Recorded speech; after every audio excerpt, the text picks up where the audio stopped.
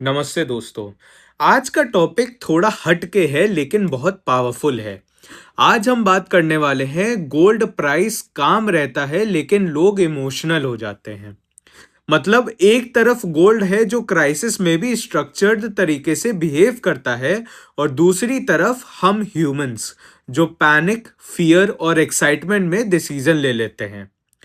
और इसी कॉन्ट्रास्ट को समझने के लिए आज का वीडियो मैं रैंडमली नहीं बल्कि एक पावरफुल 3 स्टेप फ्रेमवर्क में एक्सप्लेन करूंगा, जो कि है गोल, प्रॉब्लम और सल्यूशन।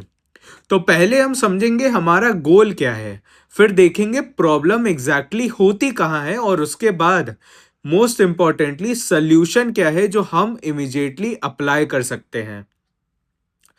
तो चलो बिना टाइम वेस्ट किए डायरेक्टली गोल से शुरू करते हैं। सबसे पहले इस वीडियो का क्लियर गोल क्या है। इस वीडियो का गोल सिर्फ गोल्ड के प्राइस मूवमेंट को समझना नहीं है, बल्कि उससे भी ज्यादा इंपॉर्टेंट आपकी डिसीजन साइकोलॉजी को अपग्रेड करना है।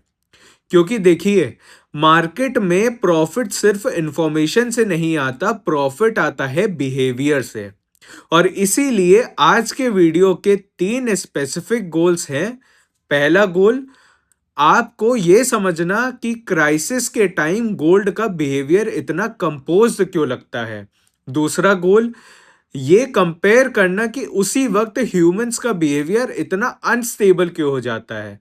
और तीसरा गोल, आपको एक ऐसा फ्रेमवर्क देना जिससे आप इमोशनल रिएक्शन की जगह स्ट्रक्चर्ड एक्शन ले सको। अब आप सोच रहे होंगे ये इतना इंपॉर्टेंट क्यों है। सिंपल रीजन, क्योंकि आज का मार्केट एनवायरनमेंट पहले जैसा नहीं है। Global uncertainty, inflation cycles, interest rate shifts और करेंसी प्रेशर, ये सब फैक्टर्स गोल्ड को डायरेक्टली इम्पैक्ट करते हैं। लेकिन इंटरेस्टिंग बात यह है, इन सबके बीच गोल्ड का रिएक्शन रिलेटिवली मेजर्ड होता है, जबकि ह्यूमन रिएक्शन एग्जैजरेटेड होता है। और यही गैप अगर आप समझ गए तो आप एवरेज इन्वेस्टर से ऊपर चले जाओगे। अब गोल क्लियर हो गया तो नेचुरली अगला स्टेप है प्रॉब्लम को एक्सपोज करना। अब सवाल यह है, प्रॉब्लम एक्चुअली है क्या। प्रॉब्लम मार्केट नहीं है, प्रॉब्लम वोलैटिलिटी भी नहीं है, प्रॉब्लम हम ह्यूमन रिएक्शन पैटर्न का है। और इसको समझने के लिए पहले ह्यूमन बिहेवियर को ब्रेक डाउन करते हैं। Human type 1, panic seller. सबसे पहले आता है पैनिक सेलर। जैसे ही प्राइस गिरता है, फियर ट्रिगर हो जाता है, और फियर जब एक्टिवेट होता है, लॉजिक डीएक्टिवेट हो जाता है। और उसका रिजल्ट क्या होता है, लोग बॉटम के आसपास सेल कर देते हैं। और इंटरेस्टिंगली, जब प्राइस वापस ऊपर जाता है, वही लोग रिग्रेट के साथ देखते रह जाते हैं कि प्राइस ऊपर चला गया। यहां एक इंपॉर्टेंट साइकोलॉजिकल कॉन्सेप्ट काम करता है, लॉस्ट एवर्जन। लॉस का पेन गेन की खुशी से ज्यादा स्ट्रांग होता है। ये लॉस का पेन, इसलिए लोग लॉस अवॉइड करने के चक्कर में रॉन्ग टाइम पे एग्जिट ले लेते हैं। Human type 2, heard follower. अब इसके बाद आता है हर्ड फॉलोअर। ये वो लोग हैं जो खुद एनालिसिस नहीं करते हैं, क्राउड को फॉलो करते हैं। अगर सब खरीद रहे हैं, ये भी खरीदेंगे। अगर सब बेच रहे हैं तो ये भी बेचेंगे। लेकिन प्रॉब्लम ये है, क्राउड यूजुअली लेट होता है, और जब आप लेट एंट्री करते हो तो रिस्क ऑटोमेटिकली बढ़ जाता है। अब हम आते हैं ह्यूमन नंबर 3 में, ओवर कॉन्फिडेंट ट्रेडर। ये सोचता है मुझे मार्केट समझ आ गया, और वही ओवर कॉन्फिडेंस उसको ओवर लेवरेज करवा देता है। लेकिन जब अनएक्सपेक्टेड मूव आता है, पोजीशंस कोलैप्स हो जाती हैं। तो यहां तक हमने देखा ह्यूमंस का बिहेवियर इमोशनल, रिएक्टिव और इनकंसिस्टेंट होता है। लेकिन अब यहां एक ट्विस्ट आता है।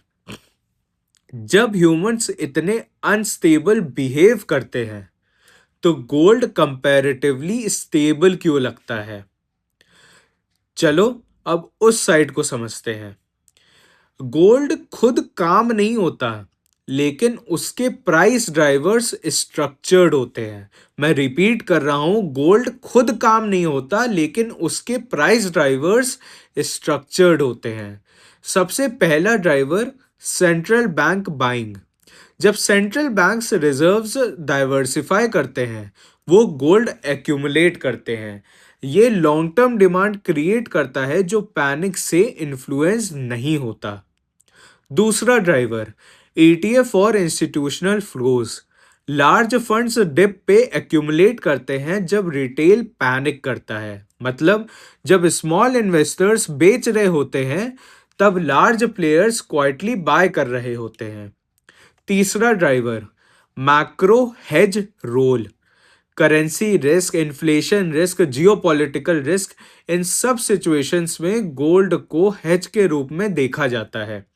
इसलिए गोल्ड का रिएक्शन हेडलाइन से नहीं, मैक्रो ट्रेंड से होता है। और यही रीजन है कि गोल्ड का मूवमेंट स्ट्रक्चर्ड लगता है, जबकि ह्यूमन मूवमेंट स्टैगर्ड लगता है। अब यहां एक इंपॉर्टेंट डिस्कनेक्ट समझना बहुत जरूरी है। डिस्कनेक्ट ये है, gold long term logic follow करता है, हम शॉर्ट टर्म इमोशन फॉलो करते हैं। गोल्ड मैक्रो डेटा पे मूव करता है, हम व्हाट्सएप फॉरवर्ड पे मूव करते हैं। गोल्ड एलोकेशन स्ट्रैटेजी पे बाय होता है, हम फोमो पे बाय करते हैं। और जब तक ये मिसमैच रहेगा, तब तक रॉन्ग टाइमिंग होती रहेगी। तो अब तक हमने प्रॉब्लम क्लियर डिकोड कर ली है, और जब प्रॉब्लम क्लियर हो जाती है तब सल्यूशन पावरफुल हो सकता है। तो चलिए अब आते हैं सल्यूशन फ्रेमवर्क पर। सल्यूशन को मेन 3 लेयर्स में तोड़ूंगा मैं, माइंडसेट रूल्स, प्रैक्टिकल टैक्टिक्स और पोर्टफोलियो सिस्टम्स। और इन तीनों को अगर आप फॉलो करते हो, तो आपका बिहेवियर गोल्ड जैसा डिसिप्लिन्ड हो जाएगा। Mindset rule number 1, pause before action. ध्यान से सारे माइंडसेट सुनिएगा। सबसे पहला रूल, रिएक्ट मत करो, रिस्पॉन्ड करो। कोई भी मेजर मूव दिखे, 24 आवर पॉज रूल लगाओ। इमोशन ठंडा, डिसीजन गरम। Mindset rule number 2, define purpose first. Gold क्यों ले रहे हो? Hedge, saving, trading, jewellery? Purpose clear होगा तो बिहेवियर स्टेबल होगा। Practical tactic bridge. अब माइंडसेट सेट हो गया, तो अब एग्जीक्यूशन टूल्स की बात करते हैं। लैडर्ड बाइंग, एक ही प्राइस पे फुल बाय मत करो, स्टेप बाइंग करो। डिप को एनिमी नहीं, अपॉर्चुनिटी ट्रीट करो।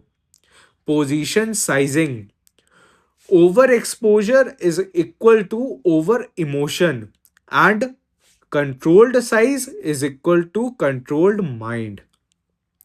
पोर्टफोलियो ऑटोमेशन ब्रिज, और अगर आप और डिसिप्लिन्ड बनना चाहते हो तो रूल्स लिख लो ताकि डिसीजन ऑटोमेटिक हो जाए। रीबैलेंसिंग शेड्यूल सेट करो, एलोकेशन टारगेट सेट करो, डिप ट्रिगर्स डिफाइन करो। Automation removes emotion. तो आज हमने देखा गोल्ड काम क्यों लगता है, ह्यूमन इमोशनल क्यों हो जाता है, और आप कैसे अपने बिहेवियर को अपग्रेड कर सकते हो।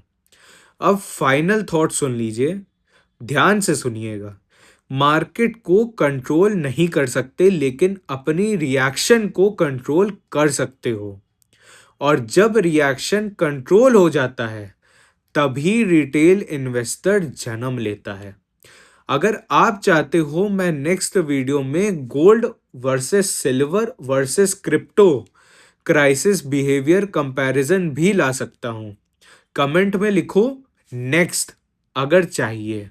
और इस वीडियो को अपने फैमिली और उन फ्रेंड्स के साथ शेयर करो जो सिल्वर और गोल्ड में इन्वेस्ट करते हैं।